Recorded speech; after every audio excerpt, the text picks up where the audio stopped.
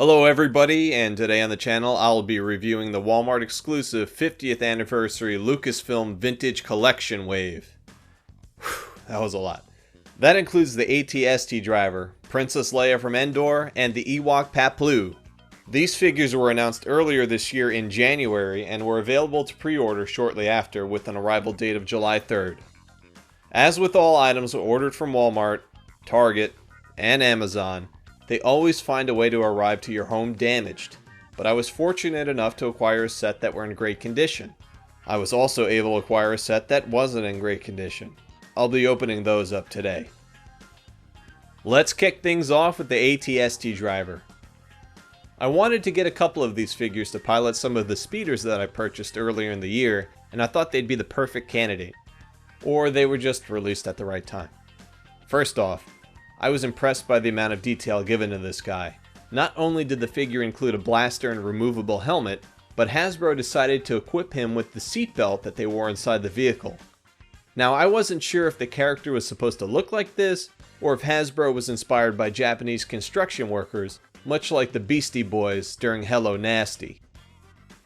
All in all, it's a great looking figure and will look great in my collection. I've never reviewed a vintage collection figure before, so this is pretty new to me. He has the same type of articulation found on the Black Series line. And I like how when I move his legs into a sitting position, they come closer together. The hip joints are angular and make it easier for him to fit inside a vehicle. And when they come back apart, he doesn't stand awkwardly. Seeing his face from underneath the helmet kind of reminds me of Spock from Star Trek? No. How about the fake Wedge from the original movie? I found an issue when I try to put the blaster in his hand. It can be a little bit difficult because his hand has no give, but once I pry his fingers apart, I can get the blaster in place. That'll do it for the ATST Driver. Moving on to Leia. This is the vintage collection version of the Leia that was released in the Black Series line earlier this year. I'm not really a fan of this one. When I move the figure around to test the joints, she feels really fragile, like I'm going to break something. The smock that she wears is a permanent fixture and there's no way to get it off without ruining the figure. Included with Leia is her signature blaster and her hat she wore during the assault.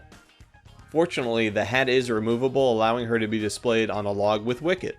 Her face really pops, and has a strong resemblance to actor John Candy, if he were all dolled up. The molds for her hairstyle look nothing like the promo pictures, mainly because her hair is much darker than it should be.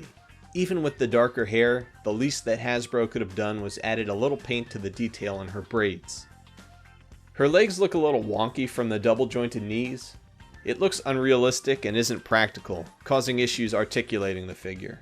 Speaking of articulation, I can't find the joints underneath her cloak, or they're just a little stiff from being new, but it's nothing different from any other Star Wars figure. Lastly, we have Ewok Paploo, or a spell check says Paploo. Throughout the years, Hasbro has released and re-released a few Ewoks from Jedi all the way to the cartoon show, including this little guy. As with the ATST Driver and Leia, this is his first time in the vintage collection line, and they didn't skimp out on him. The amount of detail on Paploo is amazing. There is a lot of texture in his fur and his weaponry. His hood is a soft plastic mold that fits on top of his head, and can come off if you desire to remove it. It's not a difficult task, but I guess it was for me as I'm struggling to pull it from his head. His arms and legs can be very articulate as you can see, and his weapons fit easily inside his hands. The only gripe I have is his legs. The swivel at his hips cause him to sit down very awkwardly.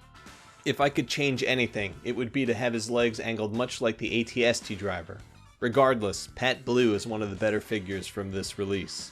And that'll do it for this week's video. These figures are great, but if I had a choice, I would just buy one set and leave them sealed on the card because they look better mint than they do loose. Thank you for joining me today for this review.